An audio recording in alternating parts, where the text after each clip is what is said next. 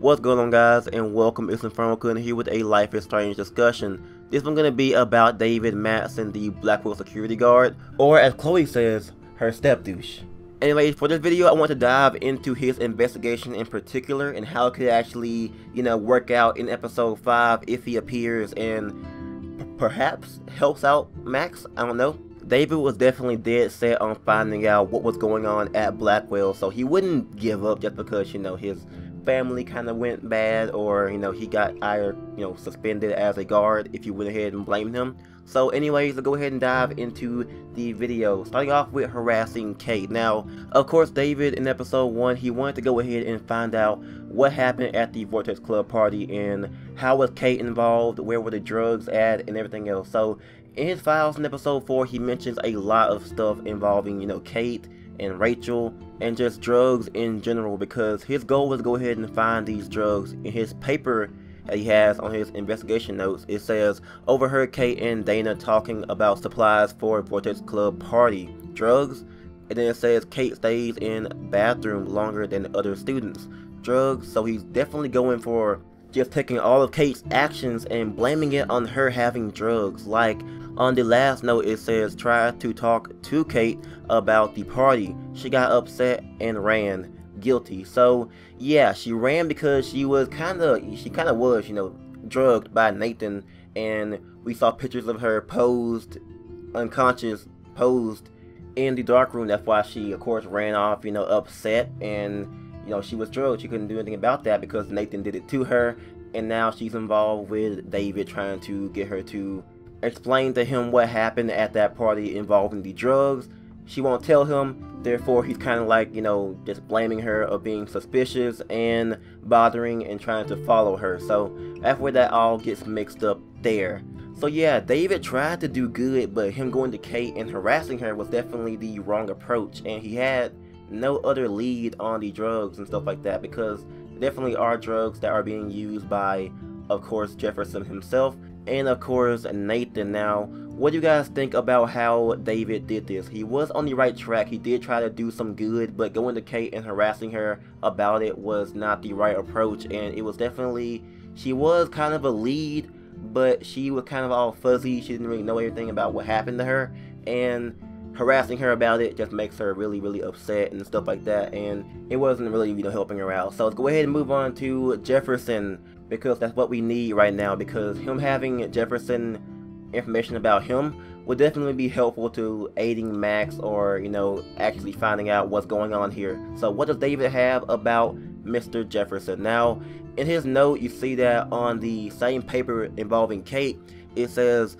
saw Kate helping Jefferson after class. Don't trust grown men with goatees. So yeah, David doesn't seem to trust Mark Jefferson. So that's very interesting, because Jefferson is definitely the antagonist right now. So having David actually having some information on Jefferson is very useful, because he's getting so close to figuring out what's happening, but he isn't all the way there yet in figuring out what exactly Jefferson is up to, and he's definitely close. He's definitely gonna get there, maybe, and he could actually go ahead and help out Max and probably save her, or maybe even investigate into Jefferson even further, because he's definitely on to Jefferson right now. So yeah, go ahead and move on to David's other files. You see that he has a picture of Jefferson's car. Now, of course, in episode 2, you see that Jefferson is with the principal talking to him, therefore that is Jefferson's car. So maybe David has been following Jefferson around. You see he has his license plate number. That's very good. And of course, you have some coordinates on the car, or where he has been. So I'm not sure if David will have the coordinates to the barn, or would have followed him there, because that's very suspicious, him going to a barn of all places. So not sure if David knows about the barn. So yeah, David was definitely getting close to figuring out what's going on, following Jefferson. Harassing Kate was kind of a bit too much, but he was definitely close. So what do you guys think about the info that David has gathered up in his investigation?